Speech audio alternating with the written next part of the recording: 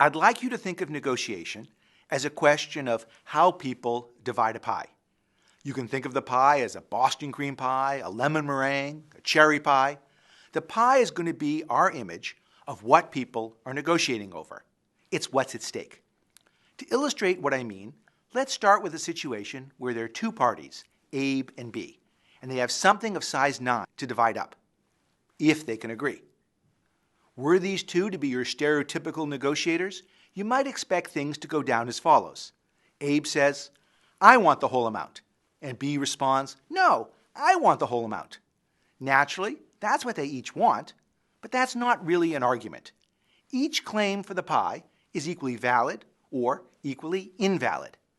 I think negotiation should be done using principled arguments. Simply asking for the whole pie isn't a principle. I want you to think of negotiation as more like a math problem than a tug of war. Thinking of negotiation this way allows you to be dispassionate and to better understand what's really at stake. Our first goal is to understand what the pie is.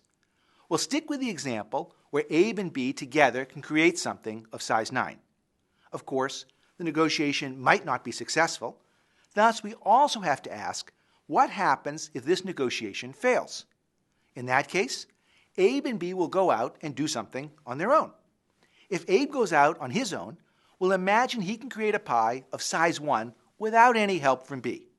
And B can create something of size 2 without any help from Abe. So now we have all the facts.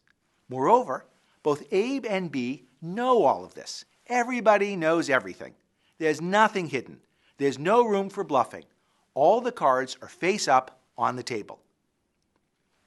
It may seem obvious that the two of them should reach an agreement, since the amount to be divided is much bigger than what they can create on their own.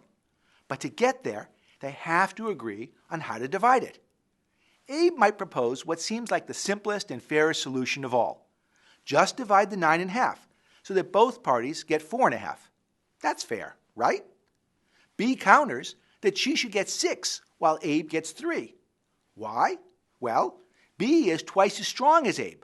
She is worth twice as much as Abe on her own, and so they should divide the pie into 3 equal parts.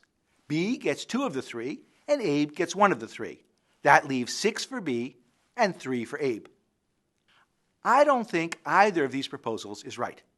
I think you have to look at what Abe and B can get on their own compared to what they can get together.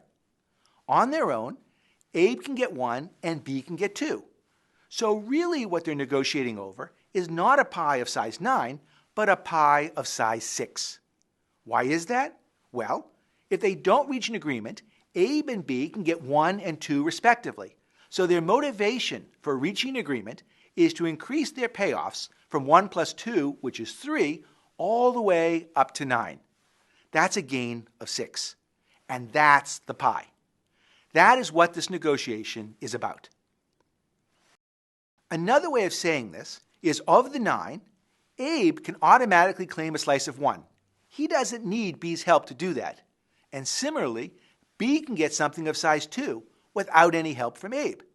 If they decide to work together, that's another 6 that they can get, and here's the big point. Abe needs B just as much as B needs Abe to get that extra 6.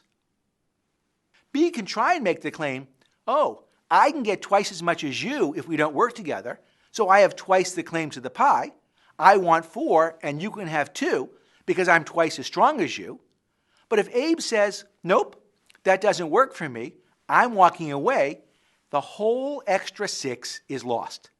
Similarly, if B says, "No, no, no, I'm not going for it," that 6 is also lost.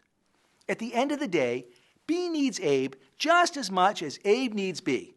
Since they have equal power, I think they should split the 6 evenly.